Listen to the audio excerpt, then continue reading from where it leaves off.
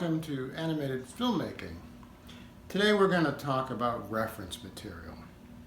Now a lot of times when I'm about to draw something, I'll go ahead and start sketching away, but I won't have any reference to look at. And so I don't have any fresh images of what it is I'm drawing necessarily in my head. What I've got is kind of a schematic almost of what it is I'm going to draw. So for instance, if I'm going to draw a duck, I might draw it and the beak will be a bird's beak, but it won't necessarily be a duck's beak. Now, I had this happen recently where I was working on a character and I did some initial work on it, and the beak was decidedly more like a parrot beak, which is very different than a duck beak. It wasn't until I went to Google Images and searched for duck did I suddenly realize my mistake. I knew something wasn't right. It didn't look quite like a duck. It was a bird-like, but definitely not a duck. And so that really is helpful. You really want to go and do all your research on anything you're going to draw. It's so important. I mean, when you think about life drawing, you're drawing from a model. There's something in front of you that you're actually drawing from. And the same thing is true in animation. You need reference. So reference is not only important for character design, it's also important for the environment you're going to create for your animated film. For instance, if you're on a desert island, the first thing that comes to mind to me is like a lump of sand and a single palm tree. Well, that's fine, but it's kind of simple. I probably would want to go to Google Images and search for desert island to get a sense of what I'm missing. Some other aspects of the environment I'm not conceiving of just off the top of my head. Same thing is true if you're in a restaurant. Well, what does the interior of a restaurant look like? Well, there's certain things that most restaurants at least will have. They'll have tables and chairs. But there's lots of other little details and things that you just don't come directly to mind without going and doing the research.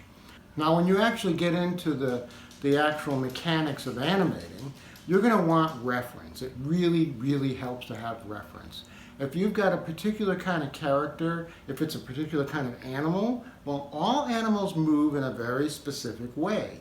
So go onto YouTube and look for that animal and take a good look at how that animal moves. That will help inform you.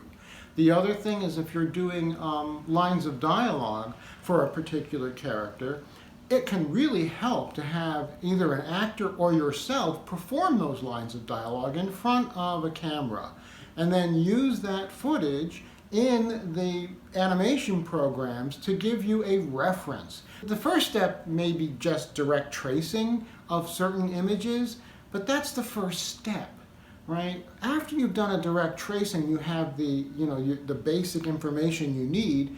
You kind of dump the video or the whatever reference material, and then work your character on top of that. So that way, your character will have very convincing motions and a very convincing performance, but it won't be a direct trace.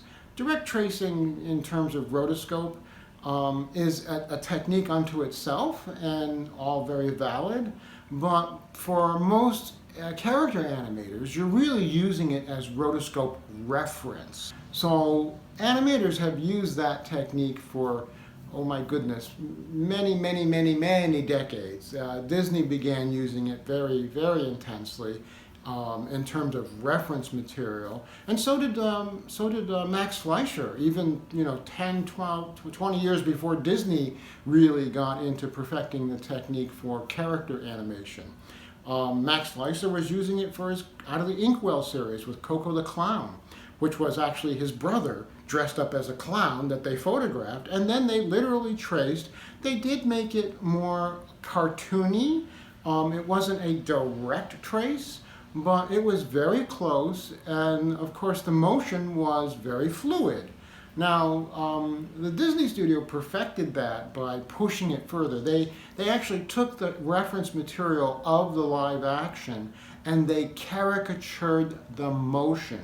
Not only did they caricature the characters' features themselves, but they actually caricatured the motion, the physics of that character moving. Anyway, all of these things you need a reference for. So go get that reference. It's so easy now. It's not like it used to be. You don't have to go to the library and beg the reference librarian to pull a particular book out for you. You can go right onto your computer or your cell phone, whatever mobile device you have. Just go to Google Images, go to YouTube. You have a reference library all ready to go. You can find anything.